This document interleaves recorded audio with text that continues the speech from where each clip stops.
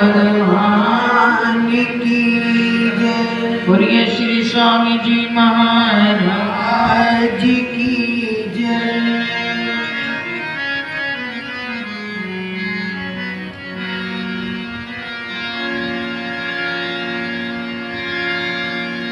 हाथ जोड़ दंडवत प्रणाम मेरी, चरना तेरिया तो मेहरबान दाता। झोली अड के खड़ा गरीब दरते, मैनू बख्शना नाम दाता।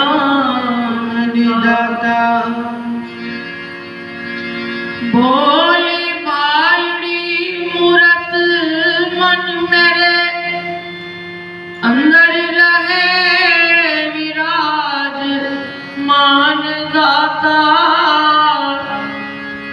महिमा आप दी गांदिया तन विचों, निकलन मैनी माणी ने प्राण दाता। लीला आप दी गांदिया तन विचों, निकलन दास दे आखरी प्राण दाता। बोलो साचे दरबार की जय। श्री नगली निवासी भगवान की जय।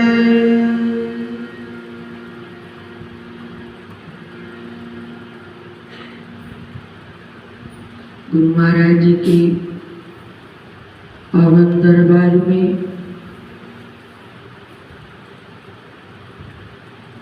हम सब उनका दीदार करते हुए जीवन की चंद घड़ियां उनके चरणों में अर्पित हो रही हैं। श्वास चल रहा है, वो अपना कार्य कर रहा है, वो श्वास भी सफल हो जाता है जिस श्वास के अंदर हरि का नाम उच्चारण किया जाता है।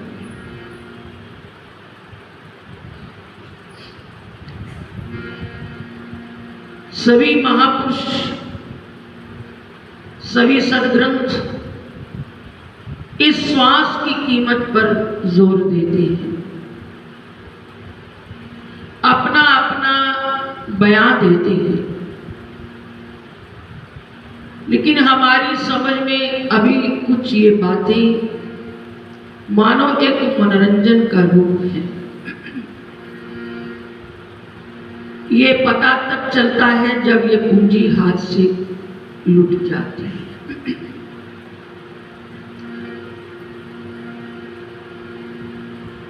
कबीर साहब इस श्वास की पूंजी को तीनों लोगों की संपदा से बढ़कर कहते हैं। कहे तुम कहे जात हो, कहूं बजाए ढोल, श्वासा खाली जात है तीन लोक का।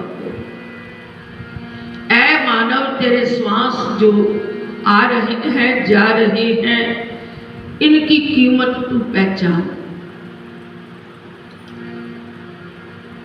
इनकी कीमत है, एक एक श्वास की कीमत तीन लोगों के बढ़ बताई है। दुनिया की किसी एक ऐसी ही अद्भुत घटना को अपने विचारों में अगर लेकर उसका चिंतन किया जाए तो बात हमारी समझ में आती है। कोई रोगी रोग से ग्रस्त हो, प्राण छूटने का वक्त आ जाता है, परिवार के सभी लोग आसपास बैठे हैं, मानो उस व्यक्ति की अभी परिवार को बहुत जरूरत है। जरूरत नहीं, वहां तो ये कह देना बड़ी आसान बात होती है कि भगवान इसको मुक्ति दे दे। लेकिन जहां जरूरत है वहां ये परमात्मा से फिर याचना की जाती है, प्रार्थना की जाती है, प्रभु कुछ मोहलत दीजिए, कुछ समय दीजिए। फिर वो अर्जी कबूल नहीं होती और अपने उस संबंधी की जरूरत को देखते हुए हजारों लाखों करोड़ों रुपयों तक खर्च करके भी वो एक श्वास वापस नहीं देता। तब ये प्रैक्टिकल जब जीवन में कभी ऐसा किसी के सामने भी दृश्य बनकर आ जाए, तब हमें इस बात का अंदाजा हो सकता है कि जो कबीर जी ने कहा है, कहे तुम कहे जात हूं, कहूं बजाए ढोल, श्वासा खाली जात है तीन लोक का बोल। अब तेरा श्वास जो जा रहा है, आ रहा है, ये तीनों लोगों से बढ़कर है, तो इसकी कीमत को बचा। अब इन श्वासों की सार्थकता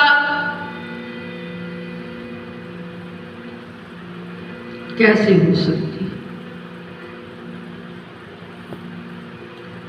कुछ समय हम निद्रा में हैं, कुछ समय दुनियादारी के काम काज में हैं। धन्य हैं वो लोग जिनका अटूट परमात्मा से संयोग बना रहता है। उनके लिए ये सब परिस्थितियां, बाहर के जो क्रियाएं होती हैं, उनमें भी उनका संबंध बना रहे, तो फिर कह सकते हो कि उनका बहुत सारा समय सिमरन में ही है, उनका श्वास जाया नहीं जाता। लेकिन आम हर एक व्यक्ति की बात करें, उसके लिए तो कहा जा सकता है कि जितने भी श्वास प्रभु के चरणों में अर्पित हो जाए, वो हमारी दौलत है, वो हमारी वो पूंजी है, जिसके लिए कबीर साहब ने बहुत सुंदर बात इसका भी खुलासा किया है कि भाई कबीरा सो धन संचिए जो आगे का हो। कबीर साहब कहते हैं कुछ वो धन भी इकट्ठा करो जो तुम्हारे आगे तक जाने वाला हो। शीर से उठाए गाठड़ी जात न देखा कोई। कबीर साहब कहते हैं शीश पर गठड़ी बांध कर यहां से आज तक किसी को देखा ही नहीं।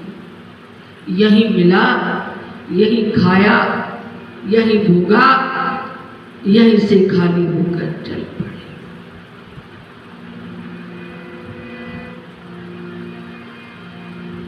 उस दरगाह में करेंसी कौन सी चलती है? जैसे एक उदाहरण हमारे समझने के लिए ये बात है, हर देश की करेंसी अलग अलग है।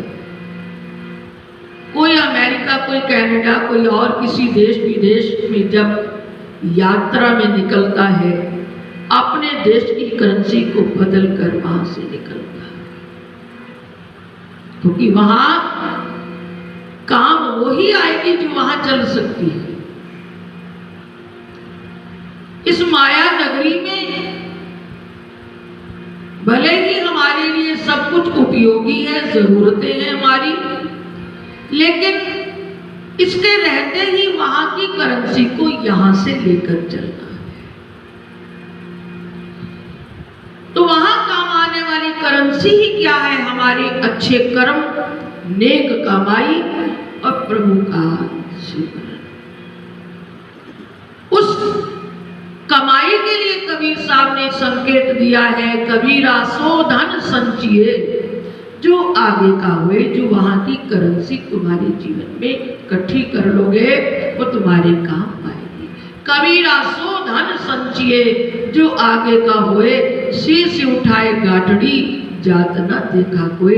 यहां से गठड़ी बांधकर किसी को जाते नहीं देखा। क्या करना चाहिए? थोड़ा समय निकालकर अमृत बेला में भगवान का सुमिरन किया जाए। निद्रा के समय भी हमारा सहज सिमरन हो सकता है। कहते हैं, मैंने कई बार ये बात आपके सामने रखी। बहुत वर्ष पहले बचपन में महाराज जी ने एक प्रश्न किया कि बताओ, जागना अच्छा होता है या सोना अच्छा होता है? अल्प बुद्धि है, पता नहीं क्या उत्तर होना चाहिए।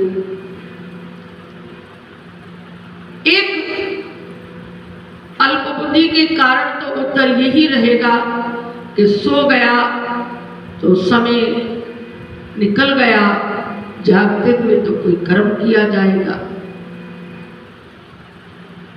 तब फरमाया, जागन से सोवन भला, जे कोई जाने सोए, अंतर्मुख लिव लागी रहे, सहजे सिमरन हुए। जागते हुए क्या पता बुरा देखने में आंख चल पड़ी है, बुरा सुनने में आंख चली है, कान लग गए, बुरा बोलने में भी जीवा है। लेकिन ऐसे जागने से गुरु महाराज जी कहते हैं वो सोना ही भला है। ना तेरी आंख बुरा देख रही है, ना बुरा बोल रही है, ना कान सुन रहे हैं। लेकिन कब ये अच्छी होगी? जागन से सोवन भला, जे कोई जाने सोए, जिसको ये ज्ञान हो जाए सोना भी कैसा होना चाहिए। निद्रा के समय विश्राम करते हुए परम विश्राम लेने के लिए केवल अपने ध्यान के अंदर भगवान को लेकर निद्रा में चले जाओ। वो निद्रा फिर वो निद्रा नहीं, वो जागृत अवस्था है, जिसको जागृत सुषुप्त, वो सुषुप्त अवस्था है जिसमें आत्मा जागती है, सूक्ष्म शरीर जागता है, स्थूल शरीर निद्रा में। तो हमें अपने श्वासों को यूं ही ना गवाते हुए कुछ श्वास अपनी पूंजी बनानी, जो हमारी और आपके काम आने वाली है। जाते समय हम अफसोस ना करें कि हमारे पास कुछ नहीं।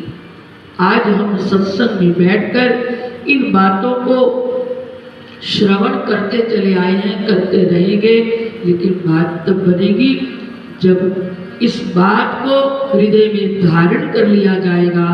तब कहा जाएगा हमने अपने धर्म को निभा लिया है। तो आओ इसी भाव पर हमारे लिए संदेश है गुरुजनों का, उसको हम गायन करके इन शब्दों का चिंतन भी किया जाए।